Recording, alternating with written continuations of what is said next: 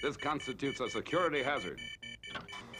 Hello everyone, welcome back to Security Hazard Minis. Today we're taking a look at some more Gerry Anderson Dinky toys. This time, of course, it's Joe 90. Well, I say Dinky toys, we have a little extra bonus feature over here that I'll get to in just a moment, but the main topic is, of course, Dinky toys. Yeah, of course, Joe 90 came along in the late 60s, and Dinky were, of course, very happy to produce some merchandise, even though the series wasn't quite so heavy on the vehicles and the tech. At least, the main characters didn't have so many vehicles to show off as the likes of Spectrum or International Rescue. But nevertheless, we still got two of them, and of course, being Dinky toys, there were so many different variations on them that we do, of course, have the Gerry Anderson Dinky book to refer to today to talk about the variations. So let's see what we have here. Let's start by taking a look at the Dinky number 102. This is, of course, well, it's referred to as Joe's car, but of course, Joe didn't actually spend that much time driving it, but nevertheless, that's the name that it was given by Dinky. This is Joe's car. So, let's talk a little bit about this. This is, of course, catalogue number 102. It was released in 1969, deleted in 1976. It measures at about 139 millimetres in length and was available for £1, 5 shillings and 11 pence. And, of course, the colour was green and grey. Not really very many colour variations of this one. Apparently they did... now, these turbines up here, I think on this one were originally silver. This one is, of course, quite battle-worn. They were originally silver, but they've sort of turned into sort of translucent red underneath the silver paint over the years. But apparently there's a later variant where the turbines were just done in red. So that's worth mentioning. But yeah, otherwise, I mean, pretty good toy overall. Pretty good reflection of the Jet Air car. Goes under so many names. Never actually got given a proper name in the show. That was a real problem. I know a lot of people don't like the design very much. Saying it wasn't really one of Derek Meddings' best creations. I mean, it's not exactly high ranking among the Gerry Anderson vehicles, but I think it still makes a pretty good toy. Obviously, it does change between flight mode and driving mode, so obviously it can just drive along like that on its wheels, but then also there is a button on the side over here, which when I press it, the wings pop out, and these little back wings also kind of pop out as well, these sort of rear stabilizers as well. So that's a really good mechanism. I mean, it's a heck of a wide wingspan. I'm not necessarily sure how accurate that is to the TV series, but it looks pretty good overall. Yeah, so that's a really nice feature, and that has a little just a slider at the bottom to get that back into place. So that's really good. The springs and everything have held up pretty well over the years. Obviously, we should say the colour for Dinky, pretty accurate. Pretty accurate, has to be said. So that, thumbs up for that. The wheels, now, when it switches between, driving and flight mode, these front wheels, in the actual TV show, they fold up inside of the car, but on this model, they weren't exactly able to do that, so they just kind of stay sticking out. But what I do like about these is they do have some spring-loaded suspension, so there's a bit of bounce to it when you have it there, so it makes it just feel a little bit more rugged, a little bit more all-terrain. So that's really good. I like that feature. Inside, you have a little Joe 90 figure sitting at the steering wheel, which, again, Joe doesn't actually really drive the car very much in the series, but nevertheless, it's kind of good to have. It's nice to have a little figure sitting in there, painted in sort of Joe's typical red kind of outfit. I think that looks great. Now, one of the features that I'm sadly not able to demonstrate for you today is there is supposed to be a flashing light bulb at the back of the car. Yes, this is a Dinky toy with electronic play features in it. 1969, come on, that's pretty good. Sadly, I tried putting a battery in this and it didn't work. As you can see, there's a battery compartment in here. It takes sort of a sort of AAA battery. It's a 1.5 volt battery it's supposed to take. Sadly, I tried one and it didn't want to work.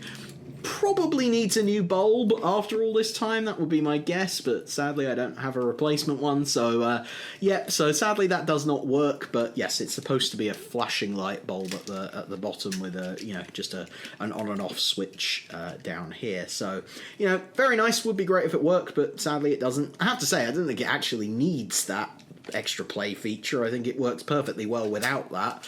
As I say, I think it's a very lovely thing, and very well detailed, and just really looks the part. So yeah, have to say, very, very well done, Dinky. Now, to go alongside this, I thought it was appropriate to show you, this is the Vivid Imaginations version from 1994, because Vivid did do a very limited Joe 90 toy run back in the 90s, and as part of that they did their own jet air car, which, as you can see, is quite similar to the Dinky one, but it does have a few refined features. What I will say is this one does not have a flashing light bulb at the back, so I guess it must lose some points there. But the main thing that this one kind of does better than the Dinky toy is if I press the button at the back and pull the wings out, as you can see, the wheels at the front actually do retract into the base of the car. So, it's got that going for it. I also think the wheels at the back do go up and down ever so slightly. Not by very much, but they do go up and down. But yeah, I just think that's pretty good. So, you can drive it along, and then you can also pull the wings out and send it into flight mode. That wingspan also looks a little bit more accurate to the TV show. The only other major difference to note is there are two figures seated inside the car, but they're painted in all red, so that looks a little bit weird, but you can distinctly make out Joe and Professor McClane. Could be Sam Loover. I guess it's not that distinctive. But anyway, there are two figures in there, so that feels a little bit more screen accurate. But, overall, if I had to choose, there's not much choice between the two. Probably would go for the Vivid one in terms of accuracy and being a slightly better toy, but I have to say that the Dinky one is also very good indeed. So either way, I think you're doing well if you can get your hands on either of these. But we're talking about the Dinky one today, so that's what we're going to stick to. But I just thought it was worth showing that one off as well. Now, this, of course, was not the only Joe 90 Dinky toy that came along. We also have Sam Loover's car. They really were. They didn't have many options when it came to making Joe 90 toys, so they went with what they had, and this is Sam's car, which is Dinky number 108, which was issued in 1969, deleted in 1974. It is 111 millimeters long, priced at 13 shillings and 9 pence, and it came in all sorts of different colours. This one is obviously the light blue version with it's got a yellow interior on it, but I can tell you that it had a silver body with red or silver trim, a pale blue body with red or silver trim, and a metallic red body with yellow or silver trim. So many different variations of colour schemes. Of course, really the most screen accurate version would be silver. I don't mind it in the pale blue. I certainly don't know why they did it in red. That seems really weird. But yeah, obviously silver would be the ideal version, but blue is what I've got, so that's what we're going to stick to. Now, doesn't have a lot in terms of play. First of all, I have to say it's a pretty good recreation of the design. I love the design for Sam Loover's car. I think it looks great. It's sporty, functional. Looks like it just fits really well with the world of Joe 90. It's a little bit retro-futuristic, but not sort of really over the top like you might see in something like Thunderbirds. It's understated. It's elegant. I really like it. But I will say that it therefore, because it is basically just an ordinary car, doesn't have a whole lot of play features, but the one thing you can do with it is it has a pull back and go mechanism in it. So let me get that wound all the way back. And off it goes. And it goes for quite a while. Yeah, that's pretty good. I like that. That's very good indeed. Whee! There we are. Yeah, that's really nice. I think that works beautifully. Gets a good speed up on it, and it can go for quite a long way. So yeah, very, very nice, very good. But that's really all there is to say about it, unfortunately. I love that there is a toy of it. I love that Dinky did actually make it. To be honest, don't really know what else from Joe 90 they could have possibly done. But I have to say, and they go alongside each other quite well. I don't know if they're perfectly in scale with each other, but I think the two vehicles do sit alongside, you know, fairly well. Yeah, so, you know, not bad at all. Yeah, would love a silver one of these, but otherwise perfectly happy with these. The condition of them that I have them in is fair, and that was reflected in the price that I paid for them. As always with Dinky toys, you know, the prices of them are always absurd depending on what kind of condition you get them in, and I have to say I'm quite happy with my sort of slightly battered up old ones.